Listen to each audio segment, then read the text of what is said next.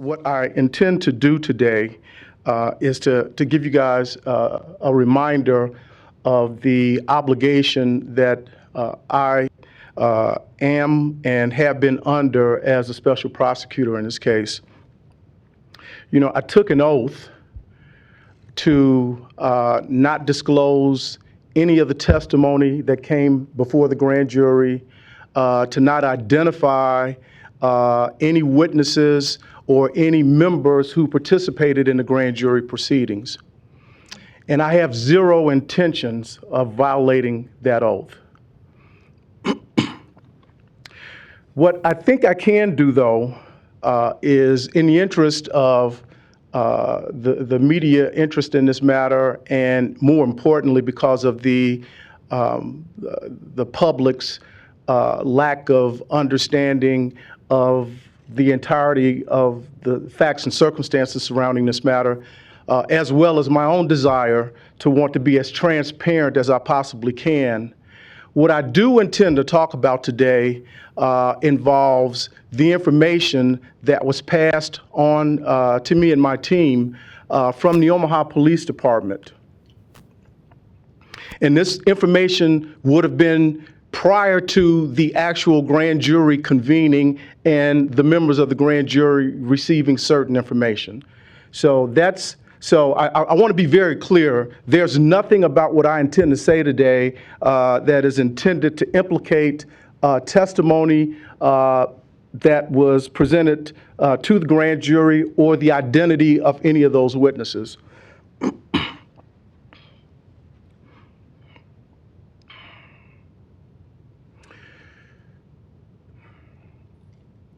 In a lead up to the confrontation that led to the shooting of James Scurlock, there were individuals inside of the Hive, including Jake Gardner, and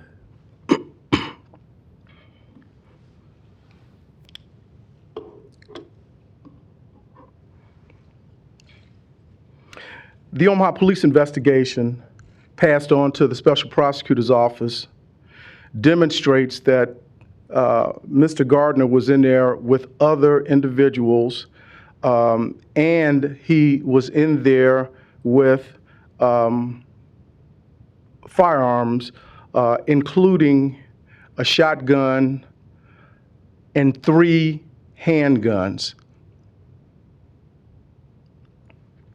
And that while he was in there,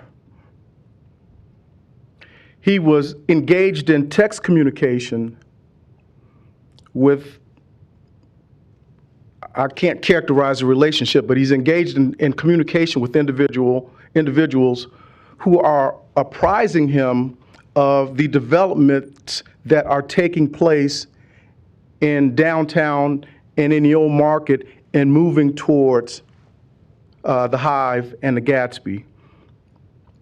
And they were passing that information on because there are references to having gotten that information from something called Omaha Scanner, something that I did not know existed before this case.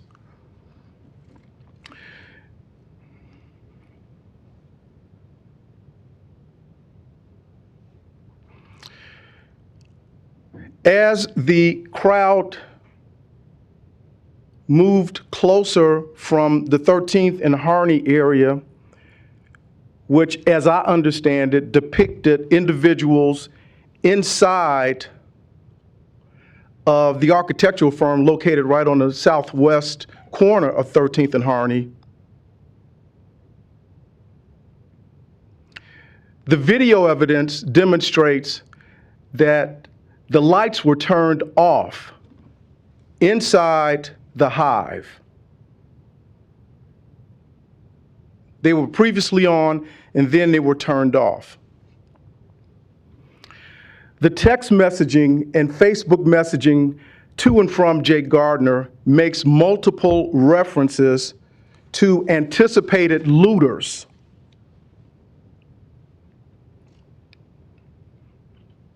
and how they could be dealt with. I will remind you, if you haven't figured it out already, the day before this shooting took place, Donald John Trump tweeted, "When the looting starts, the shooting starts." And the evidence is significant in terms of Jake Gardner's affinity for the president.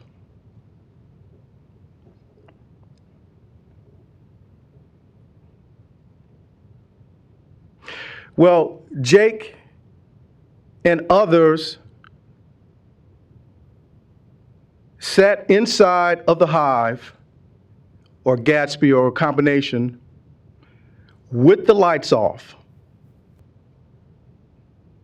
And vandals and people engaged in destroying property did just that. They knocked out the windows. They broke what they could. But one of the things that they did not do was that, contrary to what has been stated to you already by one of the attorneys for Mr. Gardner, there was not a single attempt by anyone to go inside of that property.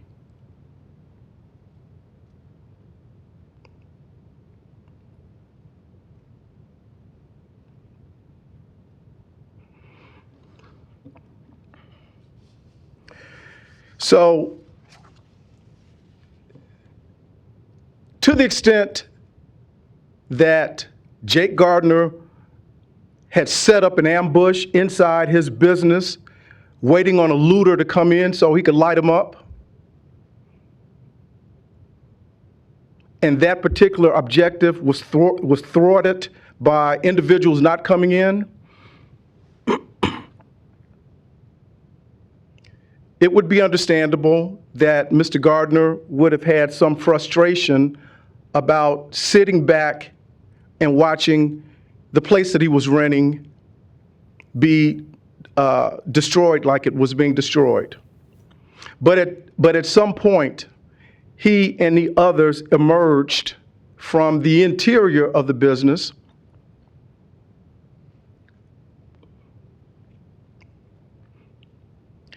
and you would imagine that he emerged from that business with some anger about what had happened. He was philosophically opposed to the reason why the protest was taking place.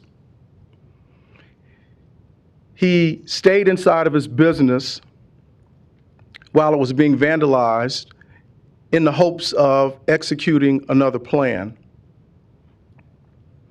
Now, I told you guys when we had this press conference last week that the significant evidence didn't really come from a witness before the grand jury, but rather it came from Jake Gardner himself, and specifically his cell phone. And I'm not going to get into specifically all of the evidence that could reasonably be construed as incriminating. But one of the things I will tell you is that one of the things that was on there was a communication concerning whether or not the field of fire from inside the Hive going outside was clear.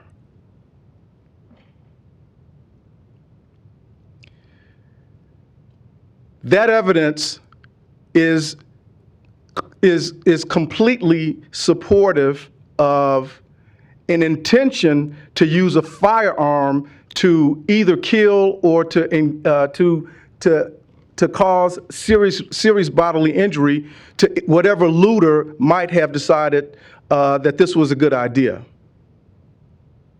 But that didn't happen. And so the question becomes whether or not, when Jake Gardner emerges from inside his business,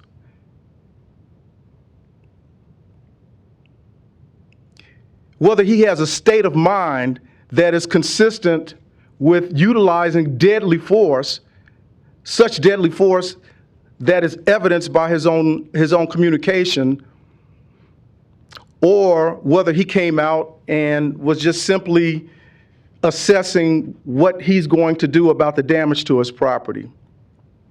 Well, when he comes out, it's less than 10 minutes that after he emerges,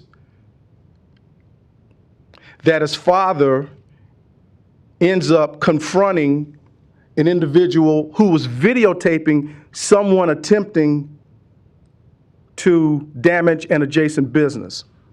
And I want to say this to the media. You guys have a whole lot of what's significant about this case if you would simply do the same thing that my team and I did, which is to take the video that you already have, that's already been played to the public, slow it down and enhance it.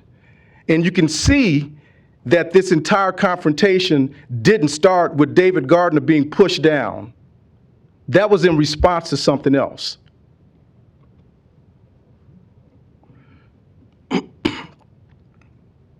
You'll also see, if you enhance it and you slow it down, that James Scurlock had nothing to do with Jake Gardner being tackled, that was one person who tackled him.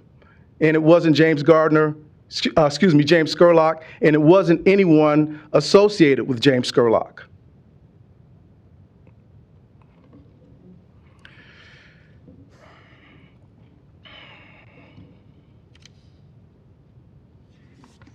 One of the other things that you can conclude from looking at that video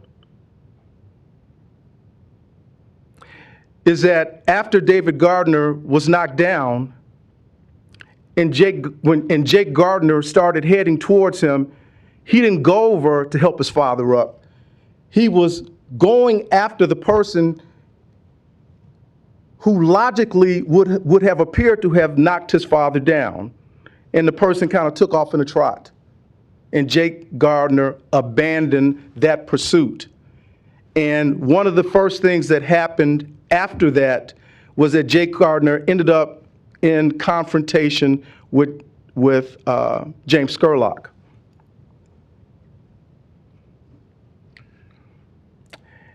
And there's video that depicts that initial confrontation between James Scurlock and Jake Gardner.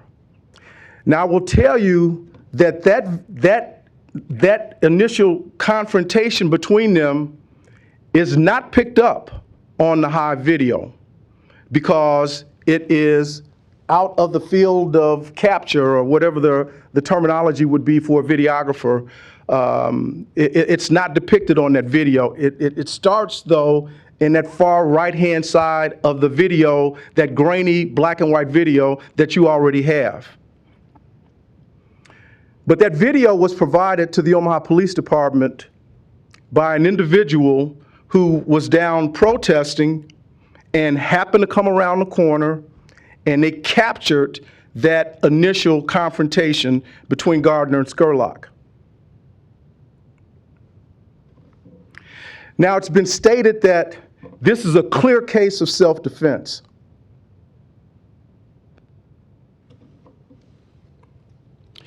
Chapter 28, Section 1409 of the Nebraska Revised Statutes is the Nebraska statute that deals with the use or reliance of force in self-protection. And I just want to read just a little bit of that statute to you. It says, the use of deadly force shall not be justifiable under this section unless the actor believes that such force is necessary to protect himself against death, serious bodily injury, kidnapping, or sexual intercourse compelled by force or threat, nor is it justifiable if the actor, with the purpose of causing death or serious bodily harm, provoked the use of force against himself in the same encounter. That image that this protester videotaped clearly depicts who the provocateur was as it relates to the initial confrontation between Scurlock and Gardner.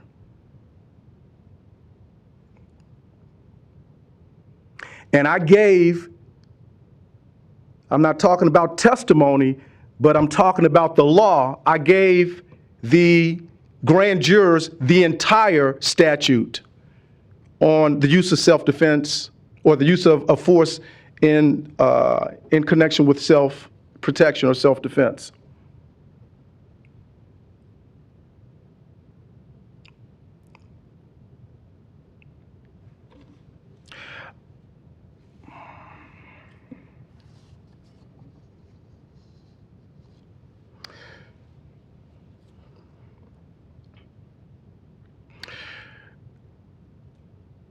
I was saddened, and I'm still saddened, about Jake Gardner having taken his own life. I think it's contrary to the beliefs that I have for anyone to engage in that sort of conduct. But beyond my personal beliefs, him doing so deprived the community to be able to have this evidence play out at trial. And speaking for me personally, I think that it would have been a fascinating case to try, and I would have looked forward to presenting the evidence in this case.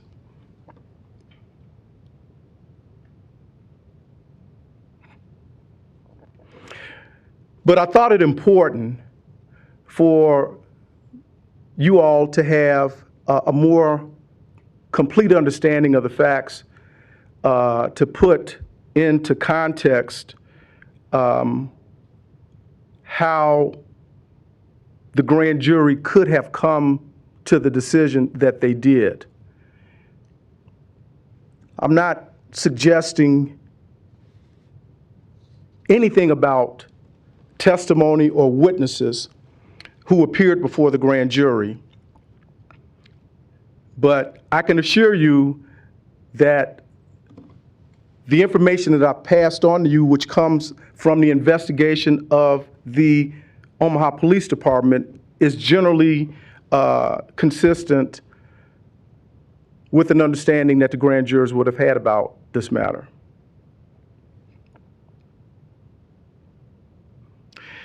And again, I know I'm repeating myself.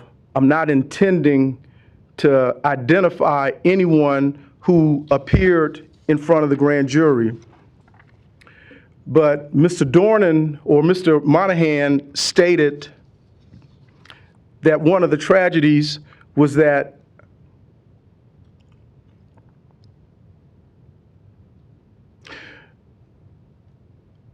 Mr. Gardner, by taking his life, was somehow being not afforded the opportunity for a fair trial or something along those lines. There were witnesses who appeared before the grand jury who I can assure you would have been favorable to the cause of Jake Gardner, witnesses plural. And though Jake Gardner himself had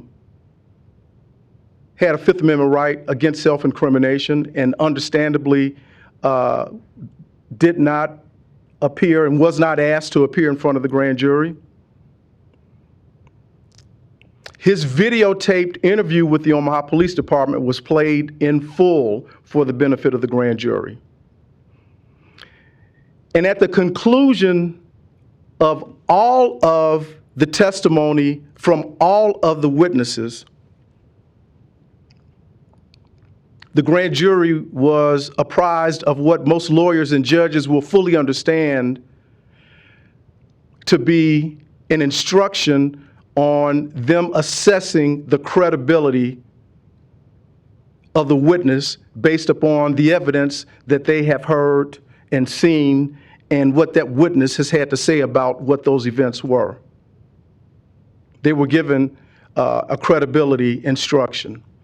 And it wasn't specific to any one witness, but it applied to each of the witnesses.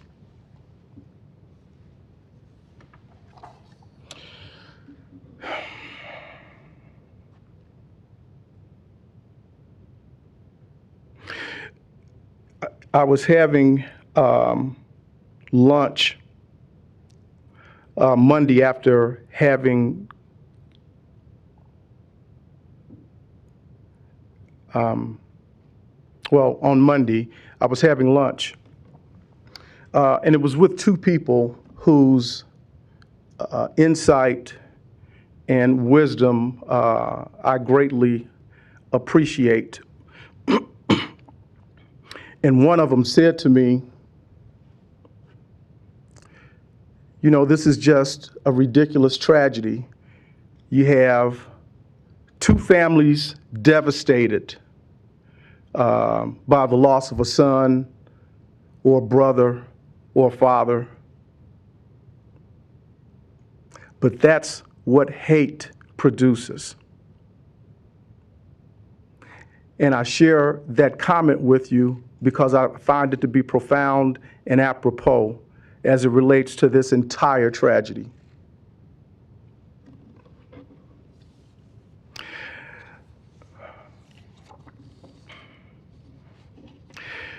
I postponed this statement from yesterday until today